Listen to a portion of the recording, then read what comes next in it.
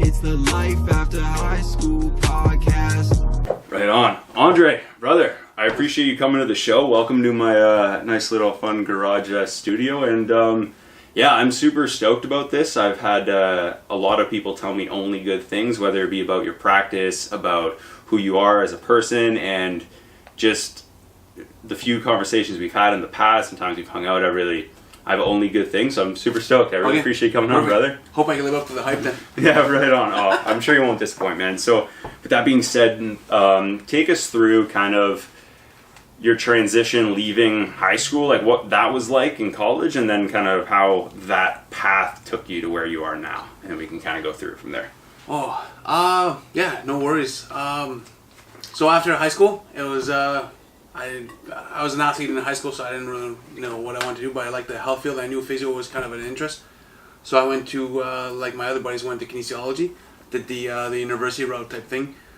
And yeah, I was fortunate enough. So when I was in university, I was going towards becoming a physiotherapist. I did a co-op placement with a chiro in Windsor, Dr. Radovich. And before then, I thought like chiropractors, all they did was kind of rack 'em, crack 'em, and see you later. Yeah. But yeah, so I stepped in Dr. Radovich's office, Steve's office, and it was awesome. It was different. So he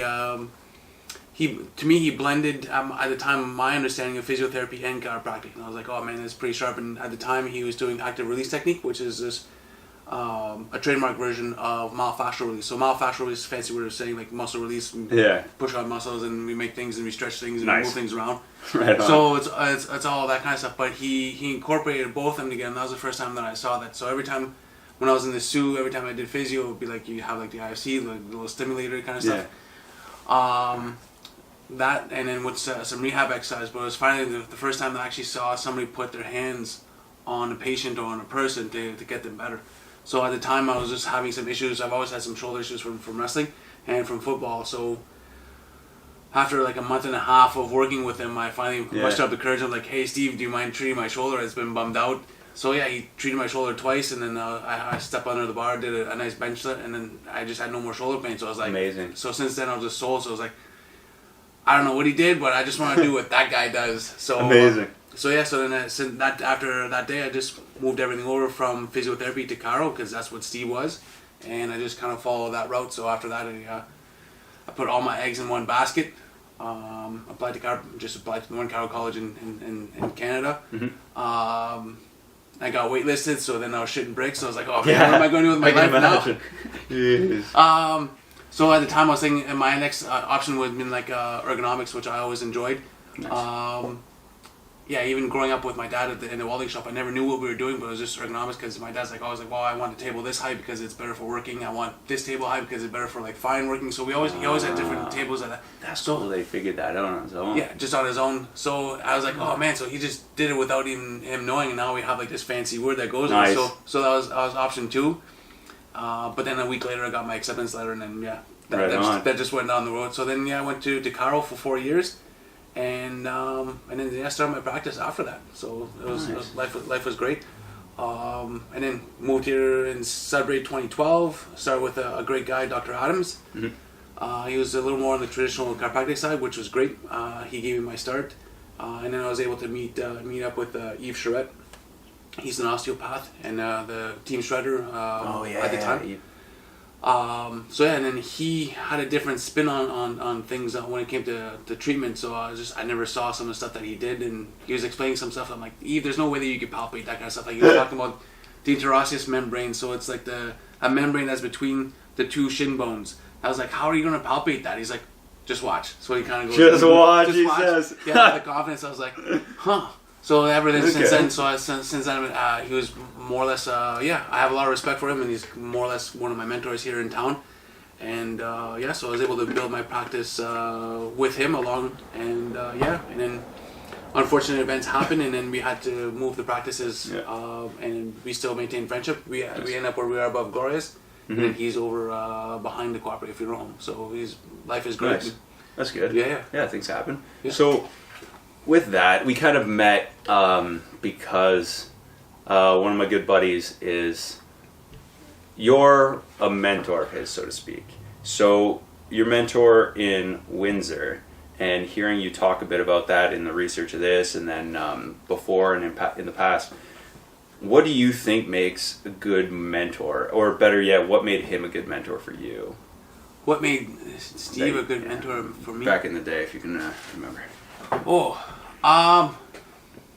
He just opened my eyes to like a slightly different version of what I was already kind of wanted to do. Like I just never, he put a different spin on rehab. Huh. So something that I've never seen before. Like this is, to me, like, I don't know, like this is going back in 2003? Yeah, 2003. So at the time, like at least for me, growing up in the zoo, like the rehab world was a little bit different. The physiotherapy was like, you get hooked up to some ultrasound, some stim, and then you get some exercises, and that's what I saw. Or you to get different versions of like a hot, cold kind of stuff, and then exercise. So that's where my thought process was for physio. For him, what kind of blew my mind, but that was kind of interesting, is the fact that he used his hands, like his fingers and his thumbs, and actually applied to pressure, tension, and different things like that to the musculature in order to stretch it, to do that kind of stuff. So at the time, we weren't really sure what we were doing, but we thought we were breaking down scar tissue. Yeah. And then when I stepped into the lab in Chiro College, we get to do like cadavers and stuff like that. So we actually get to dissect cadavers. Oh, that's cool. Yeah, super respectful and all that other stuff. Like it comes with like all its own procedures. But yeah, so we were going in there, and I was fortunate enough that our cadaver had some scar tissue, like an actual like physical scar, and then so I'm there with my knife trying to cut through the scar tissue, and I'm just like, man, this stuff is like ridiculously tough. And then I was like, okay, well then of course then you still drink the Kool-Aid, eh? When we put our hands on people, we're still breaking down scar tissue. Yeah. But then as I was going through practice and different things, like I listened to different podcasts, and I remember that time when I was in the lab, for us to really break down scar tissue between musculature, like it's a lot of it's almost impossible. For one, like the surface underneath the skin is pretty much frictionless, so to actually put any pressure through, it's kind of tough. So the new concept right now, what we're thinking when it comes to manual therapy, is that we're just putting an input into the system, into the brain. So we're highlighting something that's stuck here. It's not moving properly. So I want to stretch it in a certain way. I want to move it in a certain way. And I'm using stretching in a loose term, but I want to activate it in a certain way, create a tension line through that way. So the brain can realize and then rework itself that it should be able to stretch that way. So it's a remolding process. We're not really breaking down scar tissue. We're remolding tissues by putting an input, and then the blood system will come in with like the white blood cells, kind of take some stuff away, break down some of the scar tissue, and over time we'll remodel that so it's a healthier tissue. So is that something what happens when scar tissue needs to be built up? Is that there's a lack of, like, the brain almost forgets? Is that, I'm curious, I'm trying to understand. Yeah, so the best way analogy I've come up with so far, it's like if you're like a sculptor. Okay. And you're trying to build, and you're trying to sculpt something. So you just start with a hunk of clay. Yeah. So that's what the scar tissue is. So you have an injury, and then you have the scar tissue. So the body just laying down clay after clay after clay, and then you have this lump of clay. Yeah. So that's that'd be like the myoblast and that kind of stuff. So it's just the cells that come in.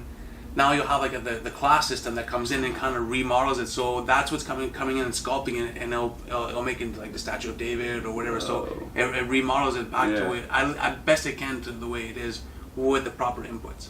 So through exercise, through soft tissue stuff, and then so those are our two main concerns. So we always want to stress in certain things. So when we give people rehab exercises, it's just that's the purpose for it, so we can continue stressing it in that manner. Yeah.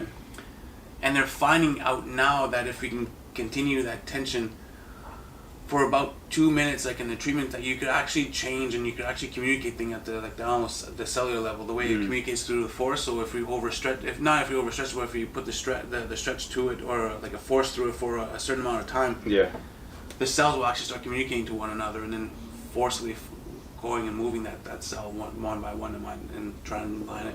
But it takes about 2 minutes, and then time repeat time after that. So it's just different things like that. So when like if you're like on Pat's table or if on my table, and people kind of wonder like, well, why are you doing this? Like we call it sometimes we call trigger point therapy. We're just kind of holding something there for X amount of like 30 seconds, a minute, or that's what we're just trying to do. We're just trying to input to that system long enough that we could address the cells through the communication through tension, because they communicate through tension. So like there's like a mechanical receptor. So it's like if I like my T-string, I'm pushing this way. So right. There's a push-pull. The push-pull type there's thing. There's like a balance there that needs to happen for the. Yeah. Oh. So that a lot of times they'll talk about like tensegrity and that kind of stuff and that model. But really and truly, that's what we're just trying to do. We're just trying to add tension and stretch the system so we can communicate and not lengthen, but change the tissue eventually with the help of the body remodeling itself and then going forward. So you need to cause that, like the cells and everything, to have that push-pull reaction in order to get in or almost through. Yeah. And that's where the remodeling or rebuilding, with your words, kind of takes place. Yeah. Oh, interesting. Now, do you have like a niche that you focus on? Or one, sorry. One that you prefer to focus on. Like your favorite. My favorite. I like shoulder injuries. Low back injuries are lots of fun, and neck injuries are fun. Just because that's, as a chiropractor, that's what we see a lot. A lot of times we're known for helping out people with low back pain and neck pain. But over the years, I've grown more accustomed to treating. Some people might think it's gross, but feet. It's the foundation. And very important. I can only imagine. So if the foot's not articulating as well as it could, then we just have to find ways for it to articulate. So there's 33 joints in the foot, and if they're not all moving correctly, there's a lot. 33.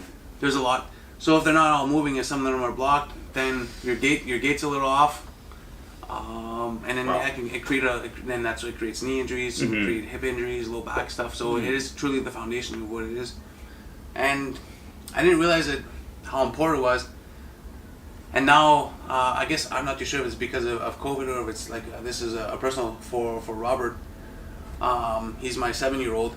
When he walks, and I was wondering, I was like, why? The other day, him and Margaret and Mo, they're doing a foot race, and unfortunately, my oldest lost to my 2 youngest. No. But, I was devastated. I was devastated from.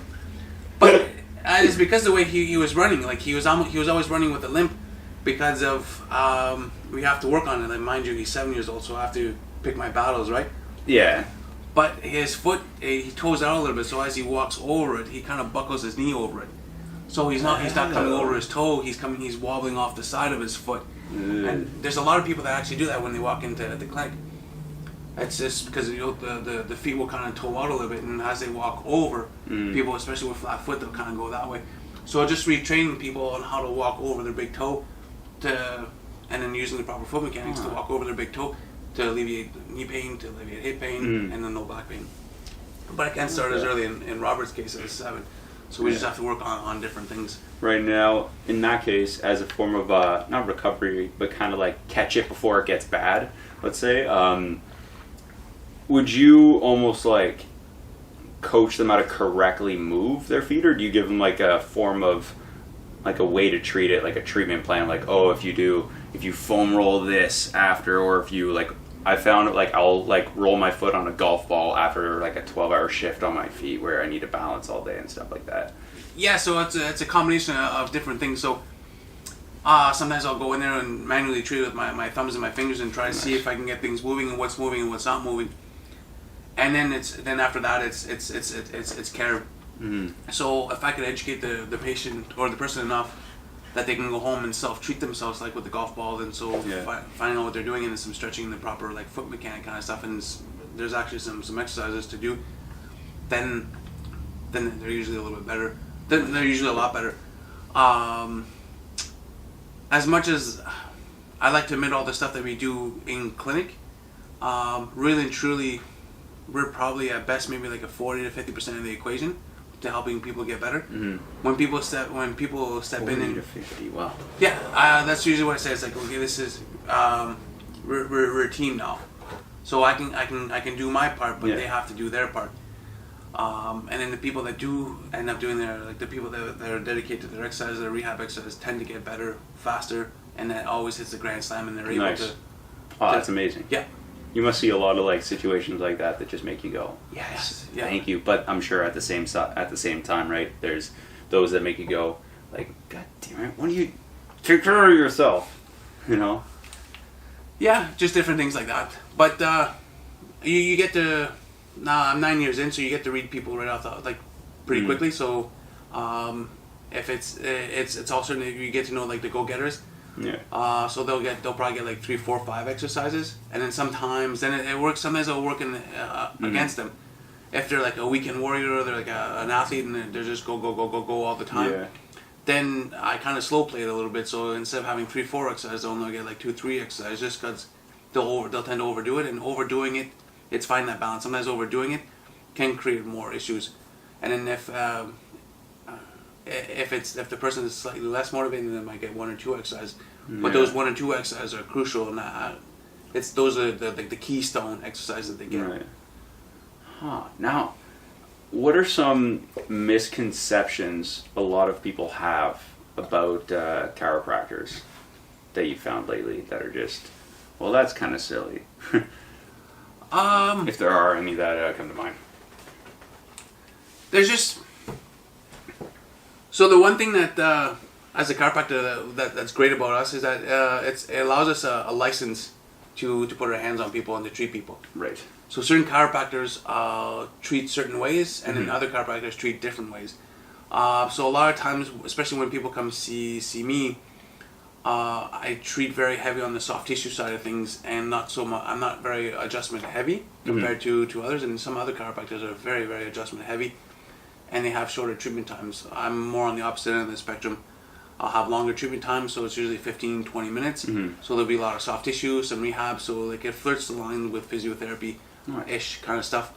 So sometimes people will come in and they're like, well, I don't want my neck cracked, or I don't want this done, I don't want that, I don't want to be cracked. Then you're like, okay, I explain to them, it's like, that's fantastic. It's one tool in my toolbox. If that's not the equation, if that's not what you want to do, because it is, like I said, it is a 50-50 relationship, I think. So if they're not comfortable with me doing that, and if they don't buy into what I'm doing, but if they don't want that, then there's different other ways that we could go about it. So yeah, interesting. Because I found a lot of I think a big preconceived notion people have towards it is the snap necks, cash checks. If they don't hear a crack or feel something go pop, it's ineffective. It's a weird thing I've heard, and so hearing you say it's dude, I don't just go crack and that's it. See ya, here's $150. Like that's not the case, right? No, it's definitely not. It's not the case all the time. It's a weird. The whole idea with the adjustment is we just want to restore motion into the joint, and with the adjustment, it's a quicker way to do it. Right. I see. Yeah, I see. That makes sense. To get the joint moving better, there's 2 ways that we can go. There's 2 main ways that we can go about it. We can go with the adjustment and get the joint moving. You get that audible noise, and sometimes not even. Or if you look at the spine, it's almost like an antenna. Yeah. If you strip everything away, it's like an antenna, and all the musculature around it is just the guide wires to keep the antenna straight. So all those little muscles around it are that's what's keeping it kind of like up. So if the joint's not moving well, there's one way that we can effectively go and just do the adjustment. So we get it like a HVLA, so high velocity, low amplitude. So that's what the adjustment, the cracking noise is. Or we can go about it a little softer, more with like a myofascial release and some gentle mobilization. So where I'll come in and I'll find like a targeted joint that's not moving correctly, and then I'll add pressure to it for like 30 seconds, a minute to a minute and a half, and just as I'm doing it, so for a neck instance, I'll try to flex so they'll tilt the nose up to the side and a little bit of rotation. So if any of those motions aren't moving very well, I'm going to do the exact same motions, but I'm just going to keep my contacts there and do like a soft tissue release, a myofascial release, and eventually it's almost like, the best way I've been able to describe it, it's like from what I feel, it's like if you had like butter that just came out of the fridge and it's hard, and somehow you're able to warm it up really quick and the butter just kind of goes right through. That's what it kind of feels like in my hands, just kind of that tissue just kind of all of a sudden just kind of release. Sometimes it takes 30 seconds, sometimes it takes a minute, sometimes it takes, so it takes a little bit of patience.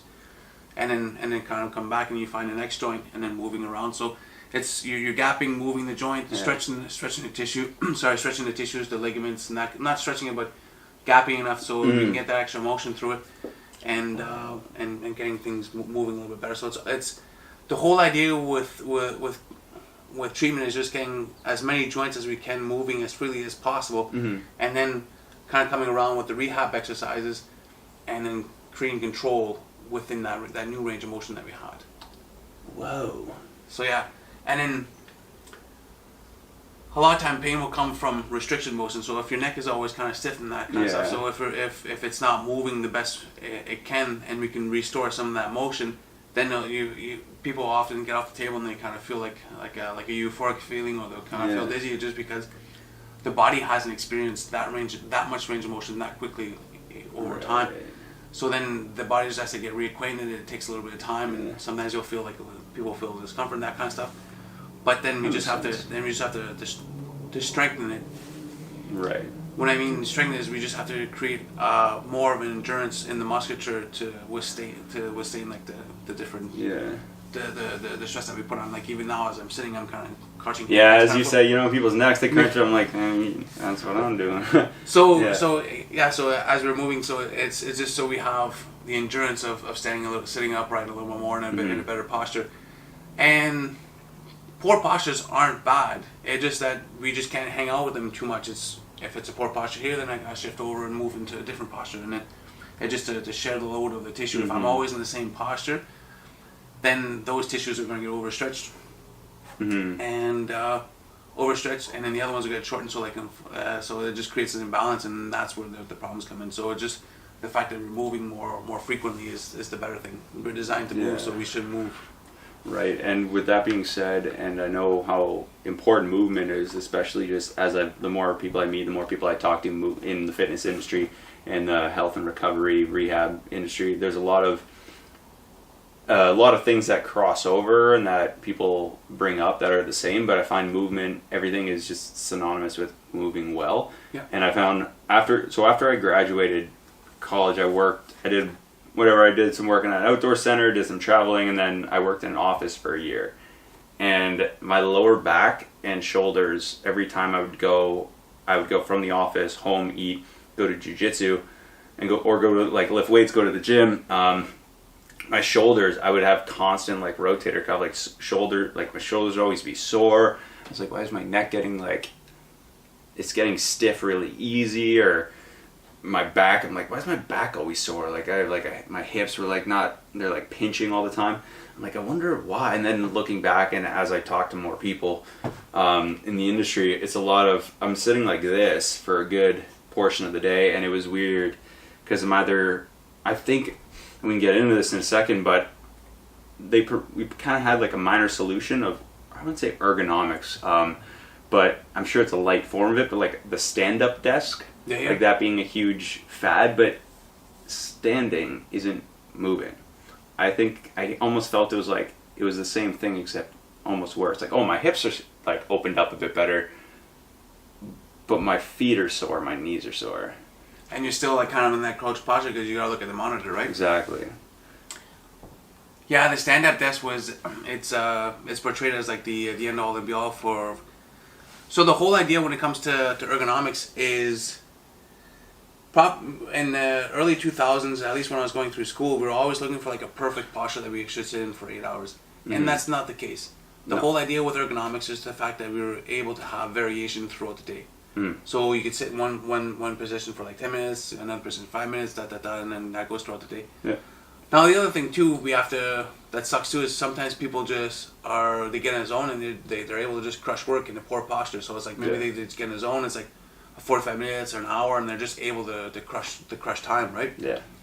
So the way I look at ergonomics, you want as much movement as you can, and the other thing is, it's almost like a natural break will come in. So if you have the other analogy I'll use is like a wave. So if you're a wave in the ocean, and you're just kind of going and you're just crushing work all the time. Yeah. That's fine until you create like a natural break, either like a coral reef or like some sort of break in the ocean floor, and then the wave will kind of break. So that's when you take your break, and that's when you move to your next posture, because you still we work. At work, you still have to be productive. Yeah. So if you're in that flow, don't break it just because you have to change posture. It's like do what you have to do, and then once you have a natural break, a natural disturbance in your flow, then change your posture, either standing or moving around. Go up to the washroom, to the second floor or the third floor, as far as you can, just to get that movement going. Interesting. I think that's a really good idea, especially if you're working in the big, large commercial office spaces and stuff. But I found with a lot of people, I feel we're kind of towards the end of it. Towards the end of the working from home. I think everybody realize now with the way COVID's been, you're able to do your job from home.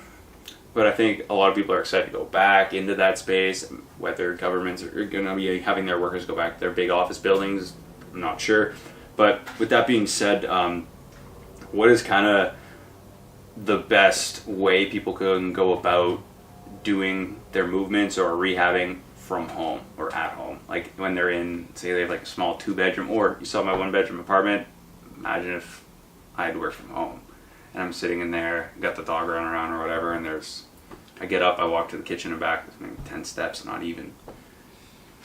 really, seems like enough. That's when you got to get creative and use what you have.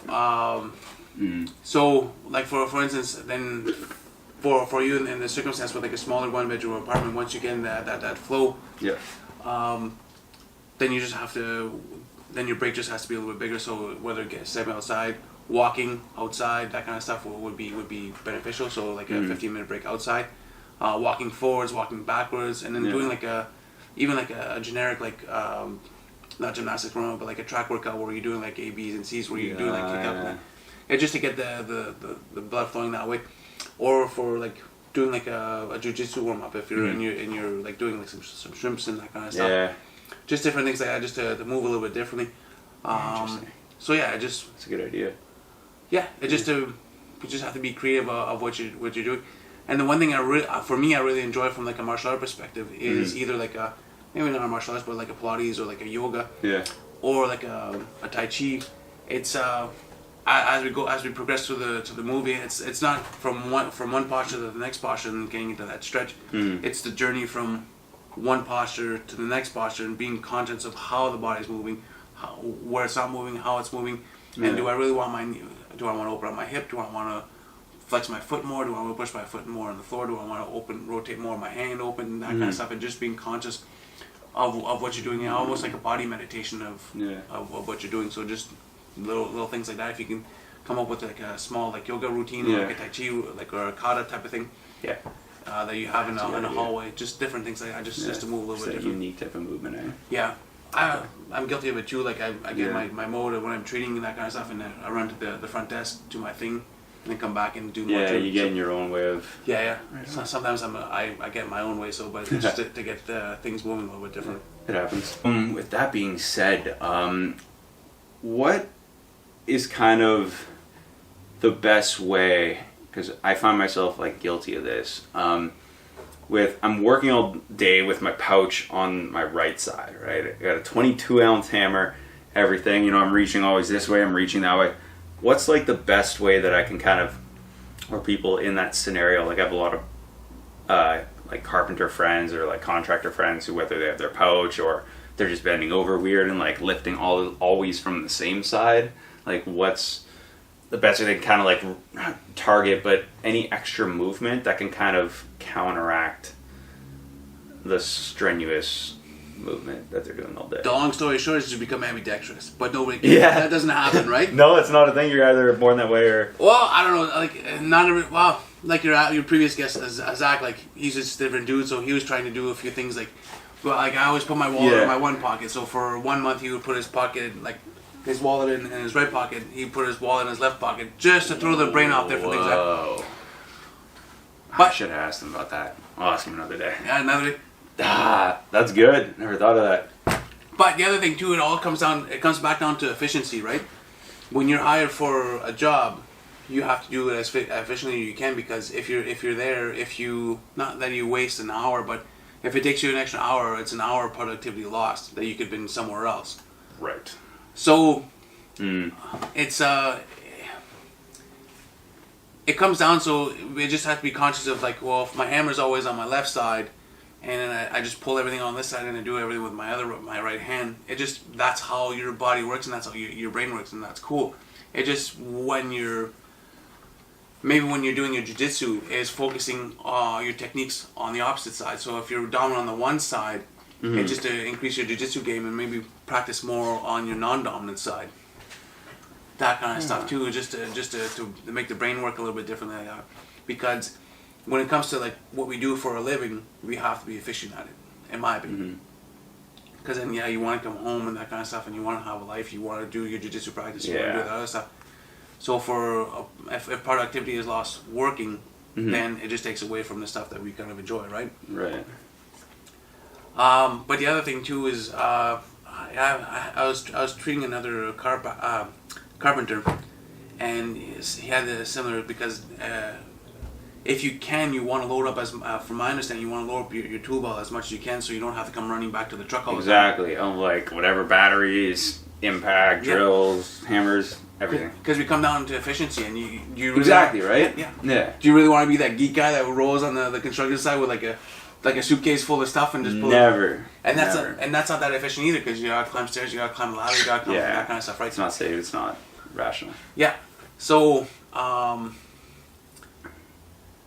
and I know that there's different things, different tool belts that you can get with like shoulder straps and that kind of stuff. And it's just to find one, and in your circumstances as a carpenter, is just to find a tool belt that's comfortable for you. Yeah. And then try to unload things. And same thing with police officers, they have a hard time with, because they can put some stuff on their vest, but they still have a massive amount of weight on their belt and on their vest, just because it's all the other stuff. So it's almost, it's a good example.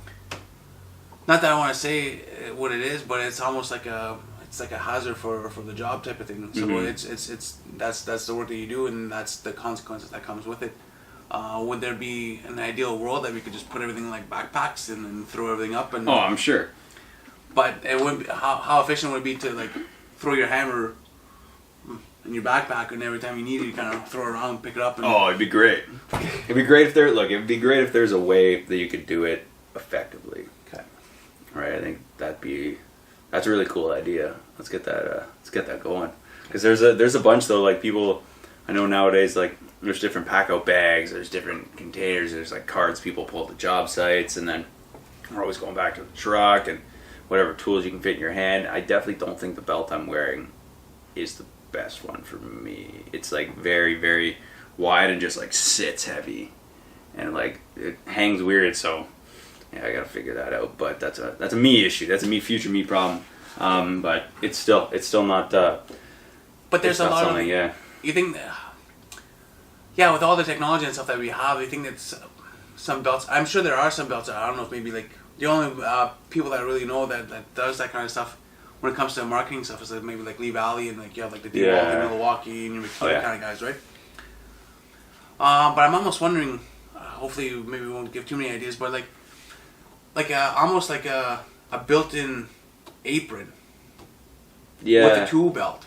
Like I don't know if like the old school, like I don't know, maybe I just romanticize about movies and stuff like that, but like old school like blacksmiths, it felt like they had like this massive apron, and it cut down, maybe a wrap around their thighs and stuff. Yeah. If there's a way that we could maybe like incorporate like a belt into that, and that would come into like over the shoulders, like almost like a backpack to spread the load around.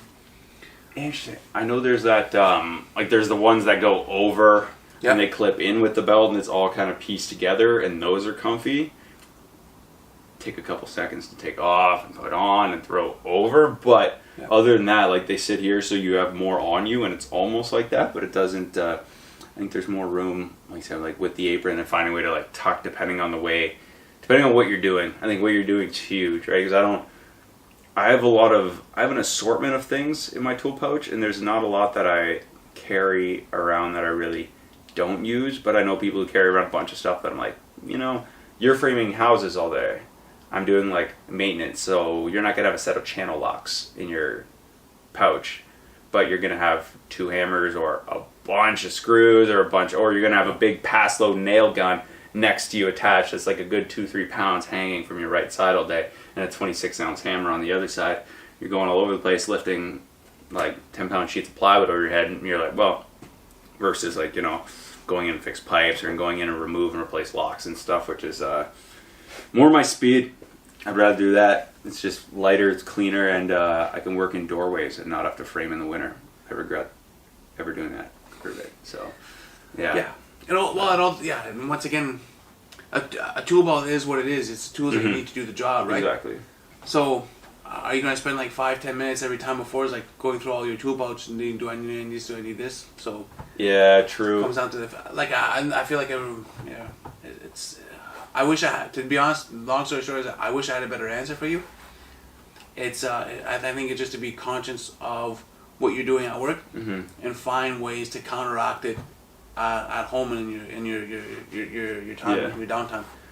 Sometimes I know we're going back to it, but like a martial art, like a tai chi, that kind of stuff, and doing that kind of flow of motion. Some form of like relaxed movement, or So some like intro gymnastics kind of stuff, like some intro level like planches, and then some that kind of stuff, just to get things moving a little bit different, because you have all that load all over you all day on the belt, so the core has to be rock solid, because if the belt's heavy, what's going to happen is going to tilt the pelvis forward.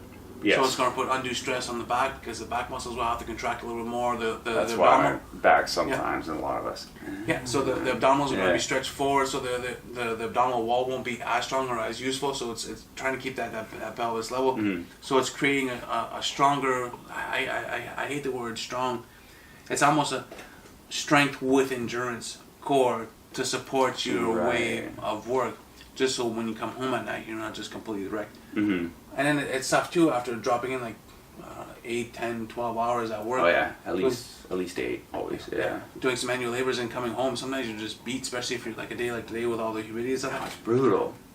It's tough. It's tough to get in the mindset like, okay, maybe I should sit down and actually do some personal care. It's like, man, maybe I'll just check out Netflix. I'm just gonna lie down and watch some flicks. Yeah. So switching gears a bit, you have not 3, you have 4 kids, correct? Yeah, 4. Okay. So they're all young and everything, and I'm wondering, how do you find a balance between, because not just, you're a cowboy, you run your own, you're like, oh, here we go. So start the car, right? So how do you find a balance between the family time and all the kids, like, every kid gets to love everything, and making sure your practice is doing as well as it can? Where's that balance? And it's crazy because I value your time that much more that you're here. So I appreciate it. I have a very understanding wife at home. That helps, I'm sure. Yeah. I'm sure, yeah. We have a little bit of support at home. Like my mother-in-law lives with us, and my mom and dad are 2 streets over. Nice. So we have a lot of support that way. Oh, that's easy. Better. I'm forever chasing that elusive work-life balance that everybody's talking about. I haven't found it yet, and I haven't found the magic formula. I actually had a conversation with 2 interesting conversations. One with a close friend, 2 of them with really close friends actually. Nice. And one of my buddies, Mario, he said is like, take care of the family, and then everything else takes care. So if you have to work to take care of the family, that's where you just worry about your wife, worry about your kids, and then make sure that they're taken care of, and then hopefully everything kind of everything works out in the end. Everything. So it's like, well, if I have to come to work to take care, in this day and age, I have to come to work to take care of the family. So I'm doing the absolute best I can to take care of the family and the people around me. And then the other interesting conversation I had with my workout buddy this morning was I feel like vacation times are they're poorly loaded, because most of the people when they start in the workforce have young families. So maybe when when the person gets into instead of starting with like 2 weeks off with the vacation, maybe setting up like a contract, like 10-year, like a 15 contract with the company, and then all the vacation times front end loaded. So the younger, the more junior guys have like the 5, the 6, the 7, the 8 weeks vacation time, so they could spend more time with their kids, have like a better work-life balance. And then the guys that are coming into like when their kids are a little bit, the more seasoned, I say guys, I mean guys and girls, like the more seasoned workers, maybe have a little less time to allow the junior guys, the junior people on the staff to have that more work time balance, like that work balance. And and then the more seasoned people maybe work a little. I know it sounds kind of productive when we think like from like union stuff, like you go in, you gotta earn your vacation time and all that other stuff. But if you have a person that comes in and they get to spend some time with their kids at home, like I feel like from a business perspective, you're creating that loyalty already, because they get to go home, they get to enjoy their family and that kind of stuff, and they get to spend more time and see their kids grow up. And then once then they appreciate the fact that they got to spend that time, and then they might put in the work on the back end of things. So that's what I meant by front end loading it. Yeah, I see what you mean. Just a different, I don't know, just not that it's going to go anyways, but just one of those random squirrel thoughts I had this morning when I was talking. Interesting. That's a cool way of looking at it, because I find now my partner says that he's got 2 twins, right? Or he has one set of twins. He has 2 boys. Yeah. Anyways, people are like, oh, you want to work late? And he's like, nope, not work past 5:30. I got kids, man. Him, and he points at me. He's like, he can work however late he wants. He doesn't have any responsibility. He's got no crazy things like that. I'm like, yeah, well, probably. But so I see it being, if you can find, that's a really cool way though of looking at it, where if you could find the way to take care of the family, and then everything else just takes care of itself. Yeah. But it's true, because I remember before I had kids, like, well, I still do some, I still pull in some dumb hours. I remember walking in like 7 o'clock in the morning at my clinic, working with Eve, and then not leaving till 8:30, 9 o'clock at night, just because like, well, some person was coming in for like a workout at 8 o'clock, and then they finished. I was like, yeah, whatever, after your workout, I'll treat you and then I'll go home. Yeah, that's what it takes. Yeah, because that's what it took at the time. So now I just have to,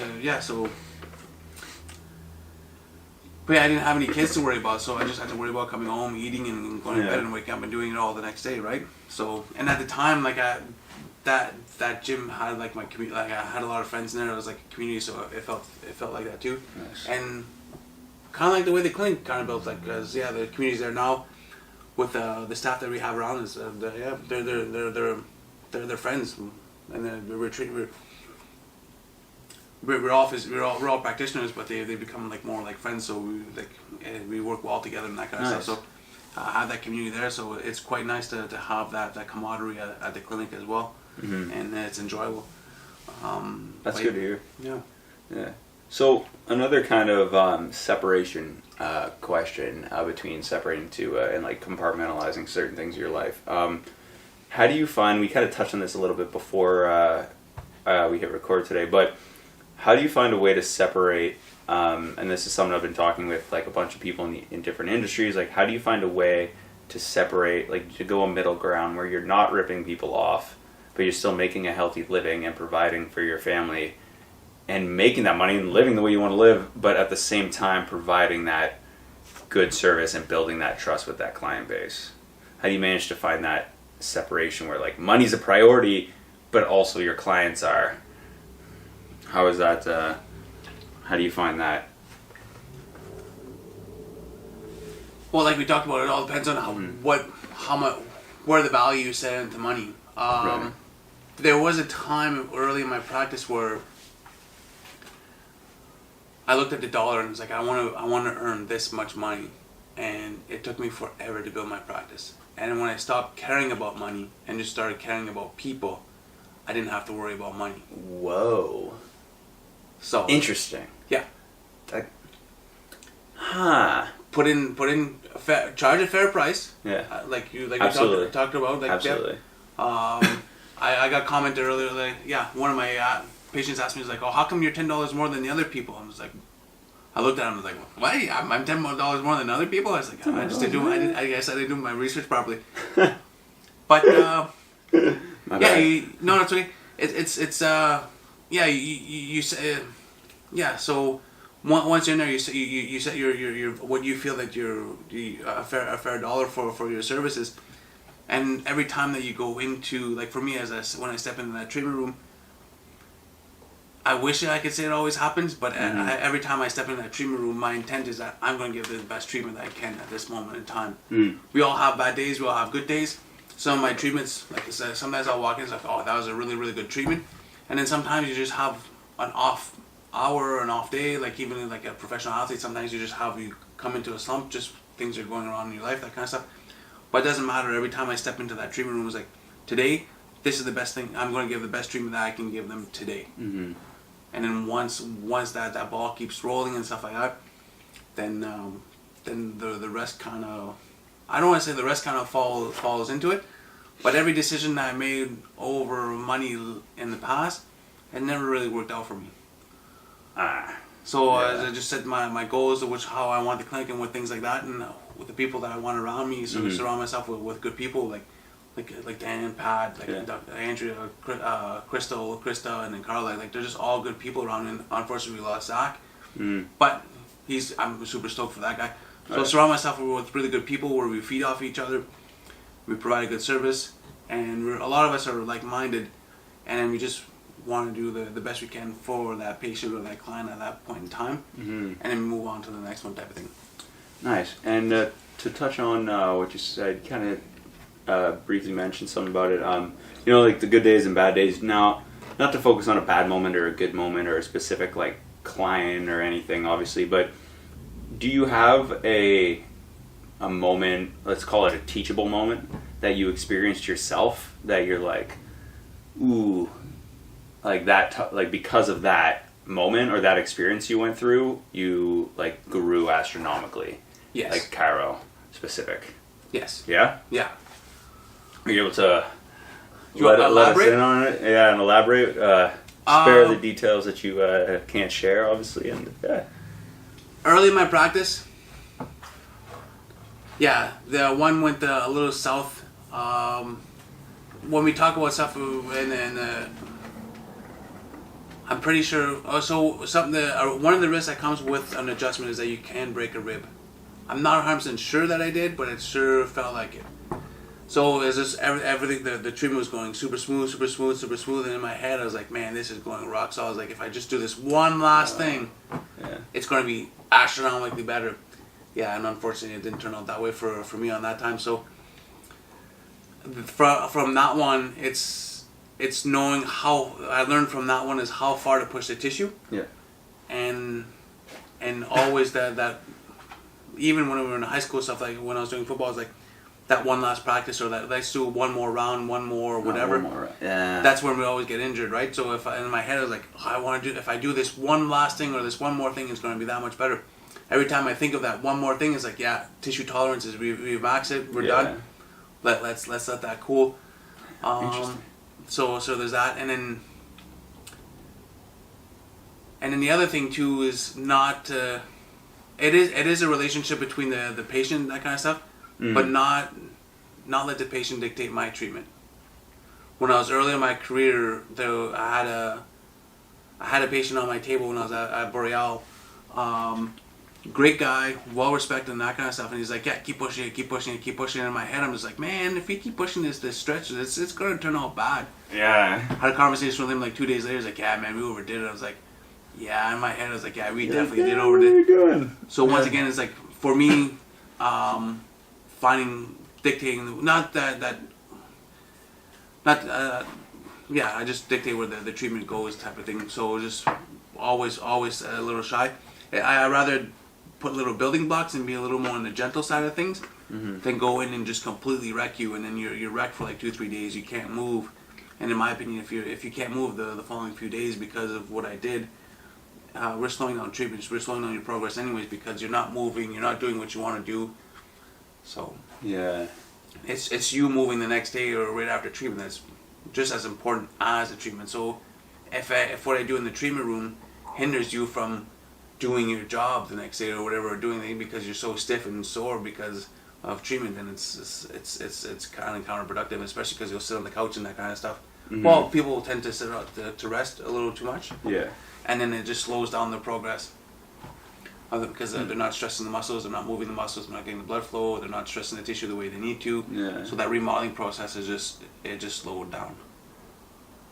So interesting. I don't know if some of my Frenches are getting in the way as I'm explaining it there, but no. Okay. No, it's okay. I actually had an odd interaction today with a woman at Home Depot. So you go to the self-checkout and you hit, I was like, I'll just have a bit of fun. So I hit en français because I can understand it obviously significantly better than I could speak it. Okay. Ask everybody I've ever spoken to in French, or had a conversation with in French, let's say. But so I think there's a stigma around people who speak the language to an extent. I'm not saying with everybody, but I think they have this very like way about them, right? And almost like a condescending way about themselves. And this is the experience I had. I go and I hit the en français, and it starts to check out, and it says the steps I need to do in French. And I'm like, please scan items, place in bags. But they're doing that in French. So the lady come by and she's like, oh, you speak French? And I was like, oui, je parle français. And then I'm like laughing. I'm like, yeah, my buddy's learning French. Je parle français aussi. And she's like, oh, you're not French. And I'm like, I never said I was French. I said I speak it. I can understand it. And then she was like, wow, you shouldn't speak it if you aren't French. And I was like, hold on a second. And then we were just we were on our way out, so we were kind of like rushing. We were just getting, we were doing like a plumbing service call, and we had to go get parts and stuff. And so we went, we had parts, a couple tools, and we left. And so we were kind of in a bit of a rush, right? Like we're on the clock. And so for her to say that to me, I was like, you know, the majority of the people I hang out with speak French. And you're gonna say that to me? It hurt my feelings, Andre. I'll be honest. I was like, oh. She's like, you shouldn't speak French if you aren't French. And I was like, are you okay? What's going on? It was not my favorite Home Depot experience. Let me tell you. So your French is it's all right. It all comes down to practice, right? So like, So if you want to get better at speaking French, then you should practice being able to speak French. If you want to get better at jiu-jitsu, you should be able to practice at becoming better at jiu-jitsu. For me, like, I'm a chiropractor. I practice, like we call it practice, right? Because every day we step in the office, we try to be better than yesterday. We're learning from the day before. Right. So same idea with the maintenance stuff. The fact that you guys do different things or study different. Every house has their different approaches, right? Different nuances and that thing. So you're learning and you're just putting that into like the practice bank, into the knowledge bank type of thing. Interesting. That's a cool way of approaching or thinking about just the steps you go through every day, right? Like, like removing or replacing a deadbolt on a door. It's all the same. The door's got a lock, key's got to turn in, lock the door, take the key out, door stays locked. There's so many ways of messing it up, but if you know how to do it right, then just the bolts change, or like there's different sizes, there's different ways, there's like keyless entry, and there's all that stuff that kind of is different, but at the end of the day, the door's got a lock. Yeah. Right, so I see it. Yeah, that's a cool way of approaching the way you do everything every day, and I think that's I think that mindset allows you, and especially with your saying in your example of it's a practice. I own a practice. Mm-hmm. That it kind of allows you to be okay with like making mistakes, learning, getting better, and always improving. Right? I think it allows that. Gateway. It brings that like growth mindset into the practice a little bit more. Because if you're closed-minded, then at the end of the day, then the patient isn't getting the best care that they possibly can. Right, which is not the case that you want. Yeah. And same thing, if you have a certain bolt that you only put in, but you have to, I don't know, like, the only one I really know is like Schlag? Schlag, let's go! Okay. Right on, you almost had it. Okay. So is that, but if that's the only deadbolt that you know how to use, and you come up to like the competitor one, you're like, so it's, you know what I mean? So you have to be diversified and that kind of stuff, and be able to roll with the punches on that one. Sorry for the, but yeah. So it is, once again, the practice and then learning how to overcome that obstacle from one company to the other. Because I didn't realize that they have like different. My door broke, so I had to figure it out on my own. Yeah. Oh, next time give me a shout, Chief, and I'll take care of you. Don't worry. Yeah, that's interesting. But yeah, so it's all different things and challenging yourself and wanting to be better. And don't get me wrong, like for like sometimes in clinic, like we all have bad days sometimes, and sometimes so it's not always we try to do the best care, but sometimes it's just not in us to do the best. Like we have varying standards, right? We're human. Yeah. Just like professional athletes, like sometimes we hop on some professional athletes when there's slumps. It's like, but dude, they're human. Yeah. Sidney Crosby can't be Sidney Crosby every single day, every single practice, No. every single game. He's gonna have ups, he's gonna have downs. He can't be an all-star every day. Yeah. So Sure. it's just like everybody else, right? Andre, switching gears a bit. I think the date was let's see, June 11th, 2012. Yeah. Tell me about that day, because what I was told to ask you about this, okay, by a handful of by a plethora of people. June 12th. June 12th, 20. Yeah, June. What is it? June 11th? No. June 11th, 2012. It's weird. It's weird because 11, 12. But, excuse me. You did something, like, remarkable on that day. And you're laughing, but, like, I was flabbergasted when I heard what you did. So can you enlighten everybody on what we both know? I'm just surprised that you got the did on that date. day? So I keep messing up the date when I always got, because the 9th is when me and Brian started dating, so I always got I mix up those days. So June 9th, so June 12th. There's a few significant days kind of Yeah, really close back together. to back. Oh, yeah. So yeah. happened? So June 12th, 2012, I had the opportunity to give a part of my liver. So in 2011, my uncle was diagnosed with liver cancer. Jeez. So he was very fortunate the way it happened. He went for, I think it was like kidney stones. They were suspecting he had kidney stones. So the ultrasound technician was awesome. So as she was ultrasounding, as the technician was ultrasounding the kidneys, they noticed something in the liver, just because like you have the kidney right here in the back, and then the liver with the ultrasound was just a little bit above. Right above. So the tech expanded their field, and then they were able to see I forget, it was like 2, 3, or 4 nodes. So anyways, it was diagnosed. My uncle was diagnosed. Short story. He was diagnosed with liver cancer, and it was like specific to the liver because it didn't metastasize, so it didn't move anywhere. So it was specific to the liver. Oh. So he got the unfortunate news that he had the unfortunate C, the cancer, and then he underwent certain steps, and my aunt Linda, she found out about live liver donors. So it's at the time, to me it was new practice, but I think it started like in the 90s, where people would kind of go under surgery, and there was only a select few at the time that were done. So I was able to. She went through the testing, and unfortunately she wasn't a match for my uncle. And then I started going through the testing, and fortunately I was a match. So my blood type, my liver size, and all the other stuff, it was within their tolerance level. Okay. For me to become a match. Yeah. And so there's a few things that I had to do because of my diet at the time. I just crushed sugar all day and a lot of grains and stuff like that. So I had what they call now is a non-alcoholic fatty liver. So I had like I had fat within my liver, so I had to lean that out.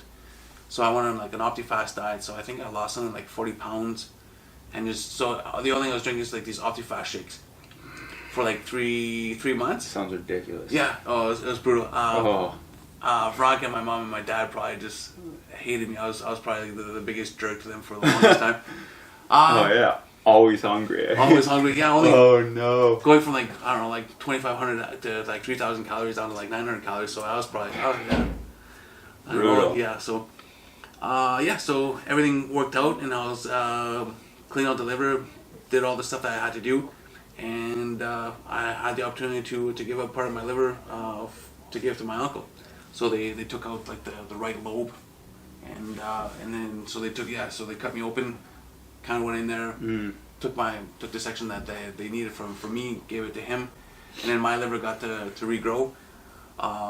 Interesting that I can do that. Yeah, it's just like skin, so it's really two organs cool. I can regrow is the liver and that one. So so now I have a different version of a liver than most people, but it still works, and it's awesome. And so 20. So we're coming up on 10 years of him still being with us, and he's cancer free and all that other jazz. Amazing. So next summer we have decade. Next summer will be a decade. Yeah, June 11th, 2022. Yeah. So, but I'm just surprised on how the research has come along, because just about a year after me, Toronto General celebrated their 100th live liver donor.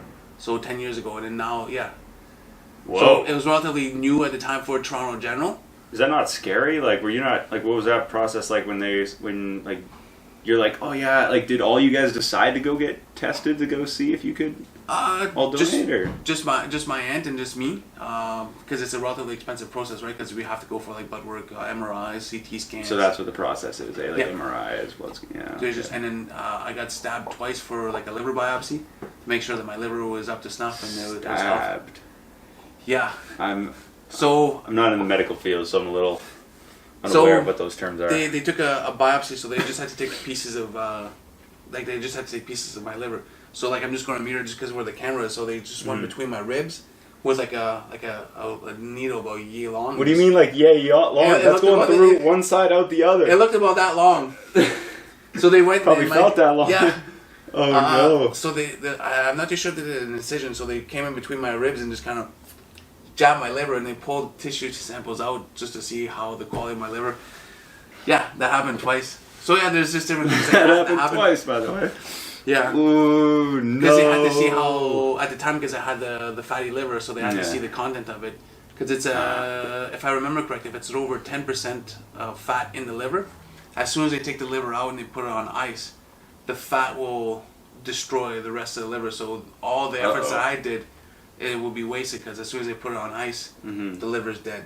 Just because the way the fat will harden or whatever, and it just destroys the Fat liver. just ruins the liver, eh? Yeah. Oh, man. So yeah, so I had to get it under 10%. So I was able to clean that out. So that's the reason I got stabbed twice, is so they found I had above 10%, and then they had to make sure that my liver was under 10%, so I got stabbed again. And yeah, it worked out quite well.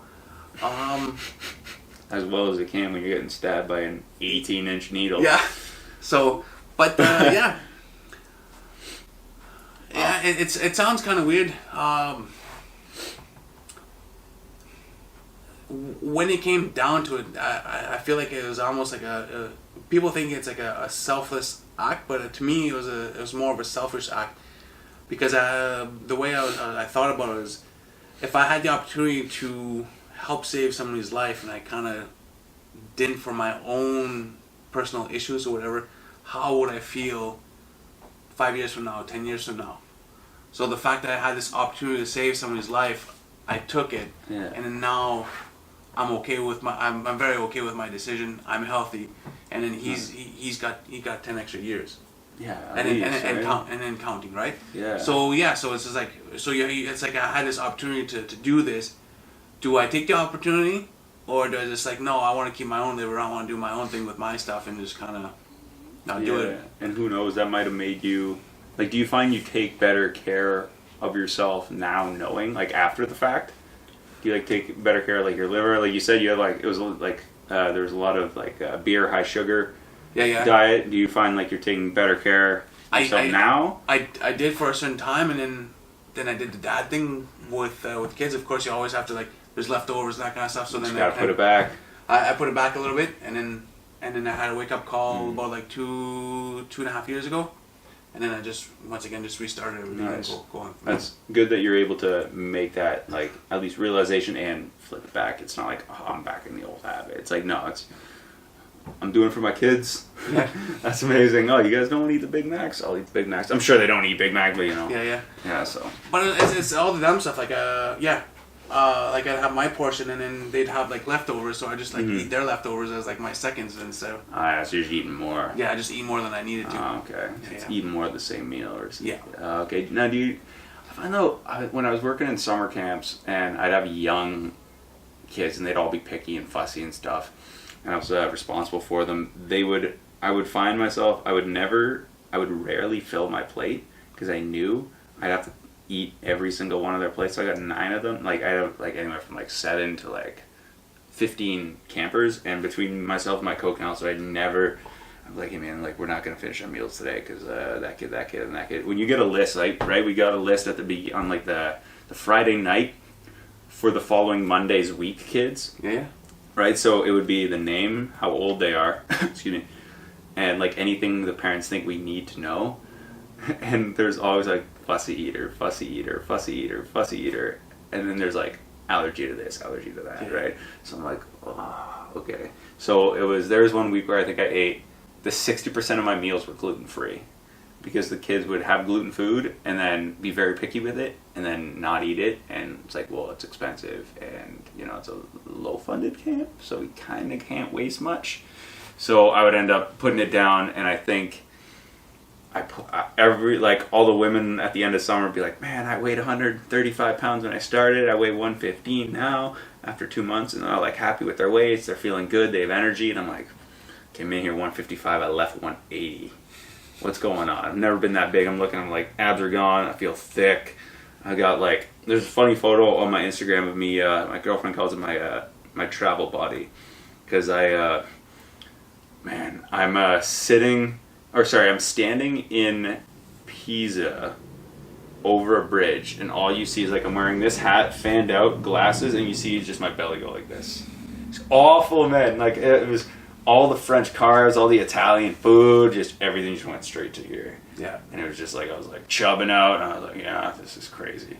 So I understand when you say I have to put back my youngins' meals. Yeah. So, but now I don't do it as much anymore. So, yeah, so it helps out. But now it's more like the intermittent fasting. It's more, for me, that's what it is. It's good. Yep. I tend to do just a 1 meal a day, and then it's good to go. 1 meal as Yeah. a fast? How does that? How does your fast work? I just have a 24-hour fast, more or less. So maybe 22-hour fast. So I'll have a meal and then a quick little dessert or a snack. But my snack at the end of the night is like 3-4 tablespoons of peanut butter and a tablespoon of jam. Nice. So just different things like that. The reason for the fasting and that kind of stuff, it just simplifies my life. Huh. Because I have my coffee in the morning, I help the kids get together, I make their lunch and all that other stuff, so I don't sit down and not waste, but I just don't have 20 minutes or 30 minutes and sit down with prep, make your meal, sit down, eat. So I get to sleep the extra half hour. Alright, which at the end of the day, sleep's key. Yeah. So. Now. And then at work, I'm self-employed, so most of the time I'll blow through my lunch, just because people like coming in before work, at lunchtime, and then after work. If they could minimize their time away from work, They'll do it's it. best. Yeah. That makes sense. So then I just structure my day that way, and it just so happens that when I get home at whatever 6:30, 7 o'clock at night, I'll have my meal, get the kids washed, put to bed, and that kind of stuff, and I'll have a little snack, and then I'll kind of go to bed. Nice. Yep. Now, as we kind of take towards the end of the show, how do you, if you have any what is any piece of, let's say, advice or wisdom for specifically, because I want a broader answer later, but specifically students, whether it be going into chiropractor school or just coming out of chiropractor school and wanting to do exactly what you're doing? What kind of, I have a couple friends who aren't in the city wanting to do that when they graduate and kind of take similar routes and stuff. What advice or lesson did you learn kind of the hard way, let's say, that you would pass on, or even to yourself back then? It all depends. When you're first starting, pick a practice that's busy. Busy. Okay, because if you hop in, just don't jump at the first opportunity that comes around. Pick the spot, and then it doesn't always have to be busy, because sometimes the busy practices, you'll get the raw end of the deal. It'll be a different split and that kind of stuff. Mm-hmm. But yeah, find a practice that you're comfortable with, that your views kind of align with the chiro or the physio that owns the clinic at the time, and then just be honest with them and what you want. If eventually you want to own your own clinic, then yeah, put in your time and then go do that kind of stuff. Actually, I feel like I'm running around the question. Yeah, just. That's a good answer, though. Yeah, so it's a really good answer. Find a practice that you think that you could mesh well with, mm-hmm. and then that you can kind of, if you align with the clinic owners and the view of the clinic, or find out if it's something that you want to do later on is own your own practice, and then you could just go in and just learn as much as you can from maybe not the best practice that you want to be in. If it's just people are just pumping through, sometimes it'll be more like an MBA style clinic or like a WSIB clinic, where you just see it's almost based, it's just massive amount of people that come in.